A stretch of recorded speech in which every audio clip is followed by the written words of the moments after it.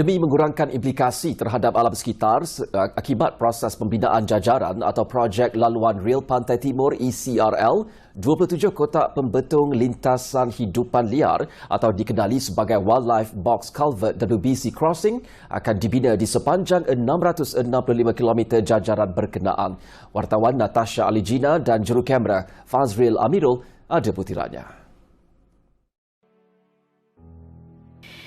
Menyentuh soal kawasan perhutanan, sesuatu projek yang dilakukan semestinya dilaksanakan secara berhemah dalam memastikan alam semula jadi, pemeliharaan habitat dan hidupan liar dapat dilindungi sebaiknya. Jika tidak, akan berlakunya pemecahan habitat, pencerobohan hidupan liar, konflik antara manusia dan haiwan serta roadkill. Justru dengan kerjasama Jabatan Perlindungan Hidupan Liar dan Taman Negara Semenanjung Malaysia, Perhilitan, Malaysia Rail Link MRL dan China Communication Construction ECRL Sdn Bhd bakal menambah baik pelaksanaan pelan pengurusan hidupan liar dan kerja-kerja pemeliharaan dan mitigasi hidupan liar. Menurut Ketua Bahagian Alam Sekitar Malaysia Rail Link, Nur Hasrul Abu Hassan berkata, penggunaan lintasan kotak pembentung atau Wildlife Box Culvert Crossing adalah pembinaan utama bertujuan memastikan kelancaran laluan haiwan dan keselamatan sepanjang jajaran. Daripada 27 kotak pembentung tersebut, 11 daripadanya bakal dibina di hutan simpan kemasur Mentakak Pahang yang menggunakan keluasan tanah hutan tersebut kurang daripada 40 hektar daripada keluasan 21,900 hektar hutan simpan berkenaan. Dengan jarak sepanjang 5 km daripada pejabat ladang hutan Kemasul menuju ke hutan simpan Kemasul memperlihatkan kawasan proses pembinaan lintasan Wildlife Box Culverts. Di awal perancangan, hanya 7 lintasan haiwan dirancang untuk dibina di hutan simpan Kemasul. Bagaimanapun, selepas melalui beberapa proses reka bentuk, maka sebanyak 11 lintasan tambahan akan dibina.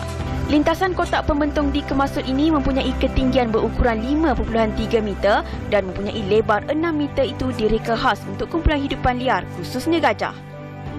Kita telah mengenal pasti spesies yang ada di kawasan tersebut dan kebiasaannya struktur yang kita bina di kawasan tersebut berdasarkan kepada haiwan yang roaming the areas lah. That means kalau let's say gajah, kita akan make sure dia punya dimensi tersebut adalah sesuai untuk dia oleh gajah dewasa. Di mana kalau kita tengok tadi, dia punya saiz dia adalah 6 kali 5.3 meter, which is quite big untuk seekor gajah dewasa dan kumpulan gajah dewasa lah. Jelasnya, hidupan liar seperti kumpulan gajah mempunyai klaustrofobia atau rasa takut terhadap ruangan yang sempit dan tertutup. Sehubungan itu, pembinaan tersebut perlu memenuhi spesifikasi yang ditetapkan pihak Perhilitan agar memudahkan haiwan mamalia besar menggunakan lintasan tersebut. Lintasan kotak pembentung yang terpanjang di Kemasul berukuran kira-kira 75 meter panjang, manakala yang paling pendek ialah 15 meter dan dijangka siap pada akhir tahun ini. Sebelum mereka bentuk lintasan hidupan liar ini, MRL telah bekerjasama dengan Perhilitan untuk menjalankan tinjauan hidupan liar dan memasang perangkat kamera bagi mengenal pasti kawasan habitat haiwan. Di mana kita akan mengenal pasti pokok-pokok ataupun tanaman-tanaman sesuai yang ditanam di bahagi yang menjadi makanan untuk haiwan-haiwan tersebut, dan kita akan buat macam enrichment plan lah dekat kita punya kawasan crossing wildlife tersebut. Itu akan mengambil masa sedikit, tapi dia ada keberkesanan lah. Maksudnya kita akan biasakan haiwan tersebut dengan kawasan pemakanan dia lah. Beliau berkata selain lintasan tersebut, pembinaan jabatan viaduks atau laluan khas bagi hidupan liar di kawasan terpilih sepanjang jajaran itu juga akan dilakukan. Setakat ini, 2 kotak pembentung lintasan hidupan liar yang telah disiapkan terletak di hutan simpan Bukit Galing, Pahang.